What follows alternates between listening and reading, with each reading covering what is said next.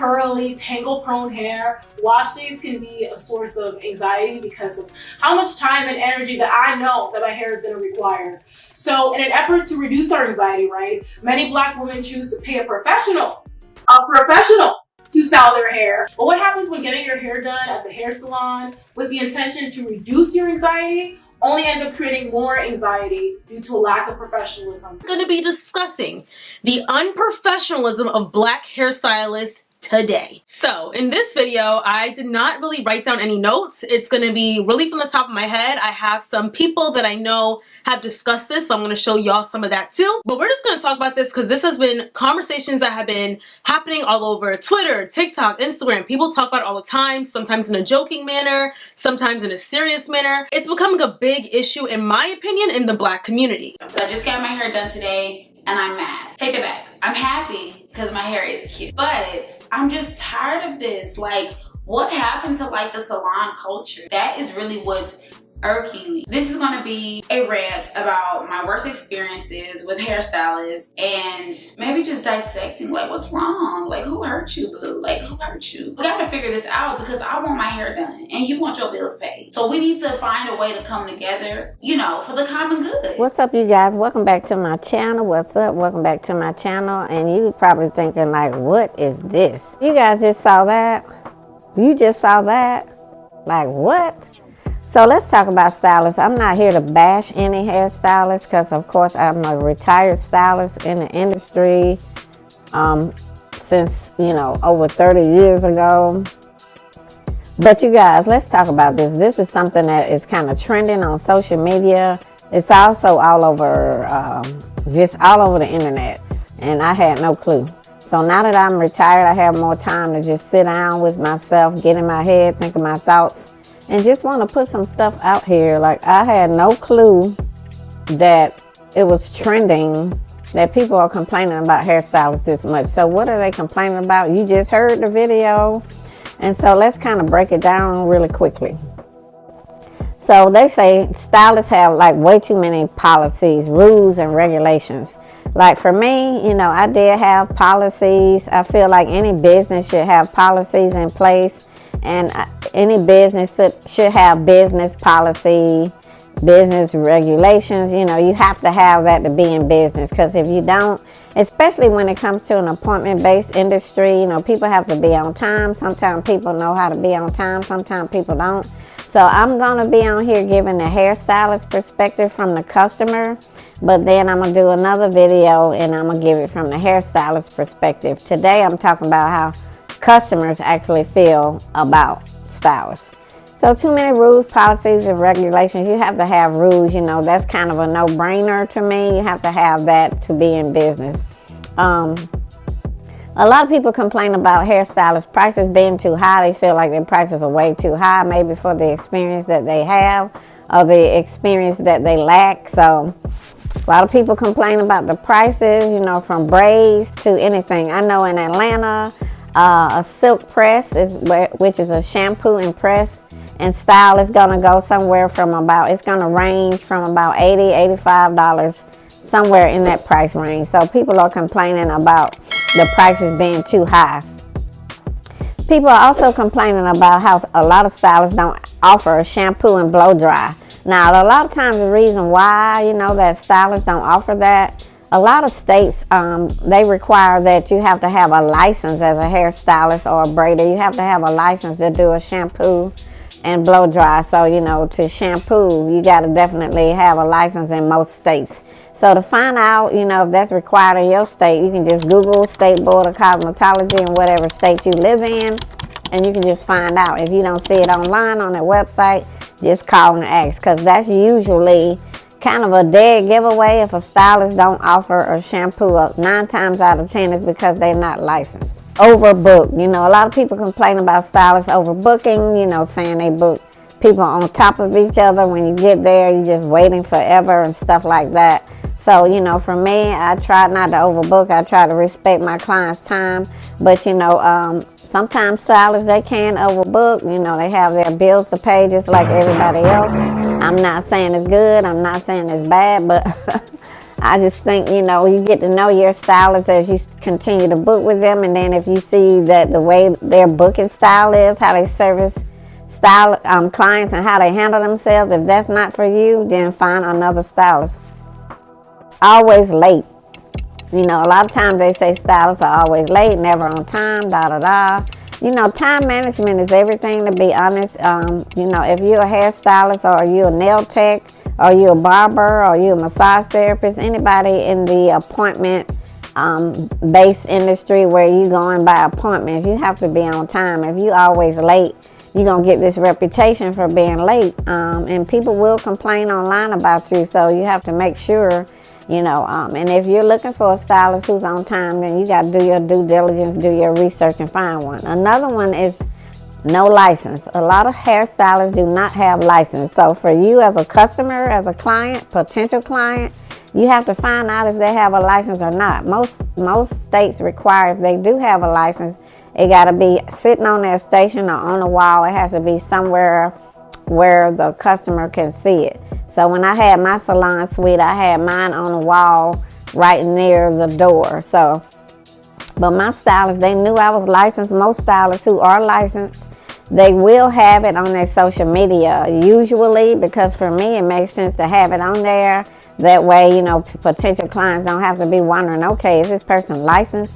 A lot of time on people's social media, they don't even have their address on there. So that's kind of weird to me too. Like, you should already have your address on there, in my opinion, so the customer or potential customer will know where you're located. So you just have to do your research. You could call the state board and see if they're licensed or not. If you don't care if they're licensed or not, then that's your prerogative. But again, if they're not licensed, then they probably not going to be able to shampoo. Criminal histories. Some people complain, you know, or some lay people don't know that sometimes stylists may have a criminal history. Sometimes stylists will tell you, you know, that they have a criminal history. Sometimes they're not embarrassed about it. But, you know, it's up to you if you want to, you know, go to a stylist with a criminal history or not. That's your prerogative. But in all honesty, a lot of times, you know, if it's a licensed stylist or a licensed professional, just like a licensed nurse, a licensed lawyer, a licensed dentist, a licensed hairstylist, a licensed nail, like, we couldn't have a criminal history, because they can take your license if you have any criminal histories, or you can get some repercussions. So, but this industry is an industry where they don't do like criminal history background checks or anything like that. So I just always recommend that clients, you know, do their due diligence and do your own research. Working out of their home. You know, a lot of hairstylists do work out of their home. They don't want to pay these high salon suite fees, or they may not want to pay a high, you know, booth rental fee. They may not want to pay nothing. So a lot of them just work out of their home. So that's your prerogative.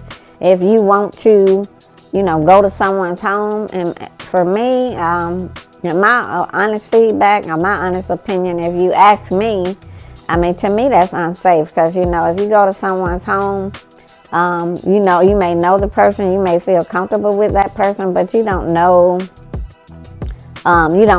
who may be coming through their home. You know, they may have somebody coming in their home while you're there. You can't control that, because that's their home. This is not to scare anybody, but this is just to say you need to be wise. If you do prefer going to people's home, that's on you. Sometimes people feel like they're going to get a cheaper price if they go to a stylist who do hair out of their home.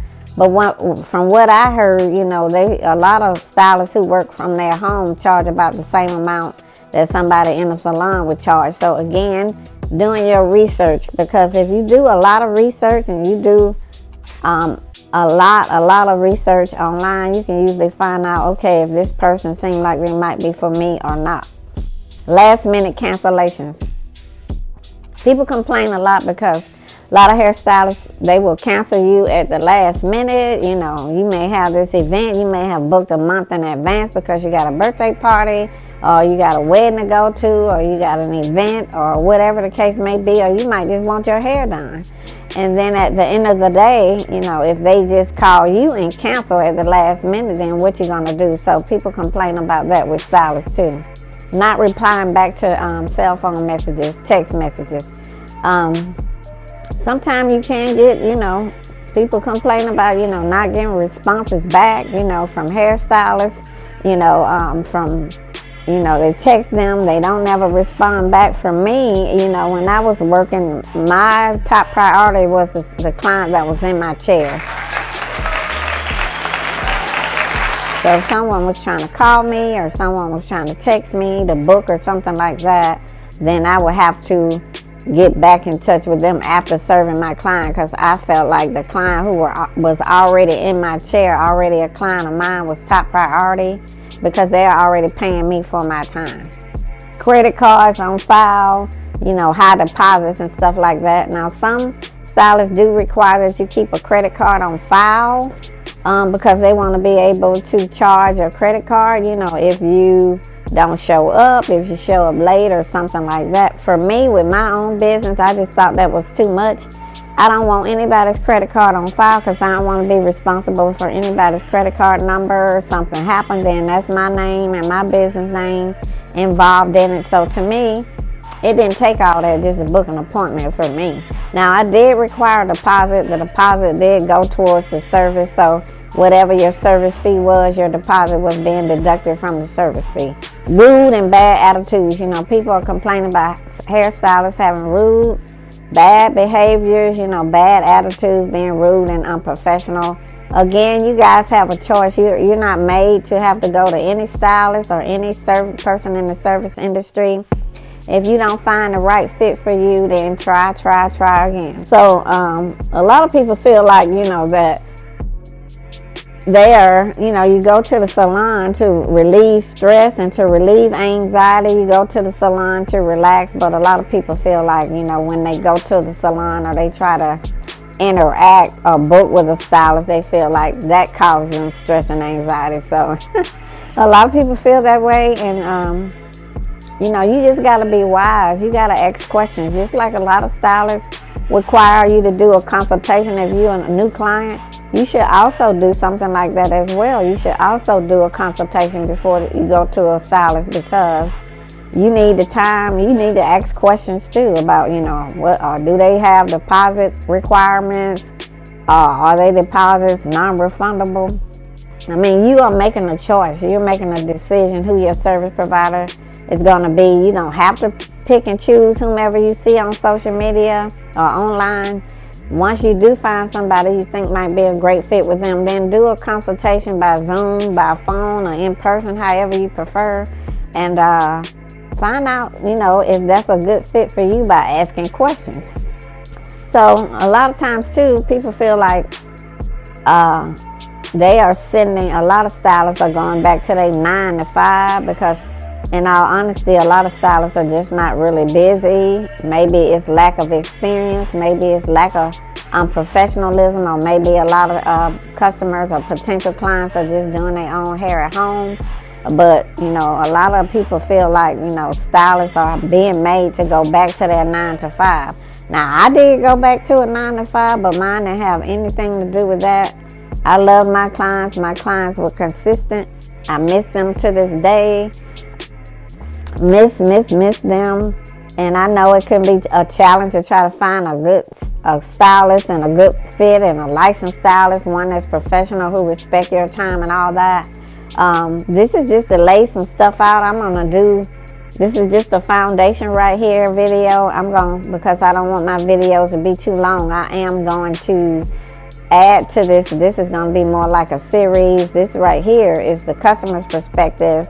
I'm going to go into greater detail and break it on down. And then I'm also going to give the stylist perspective as well on another video. But guys, please stay tuned for my next video. I'm going to make this a series. And so if you've had any bad experiences with hairstylists, just drop it down in the comments below. If it's anything in this series you want me to discuss, please drop it down below. So thanks for watching this video. I'm going to see you on the next video.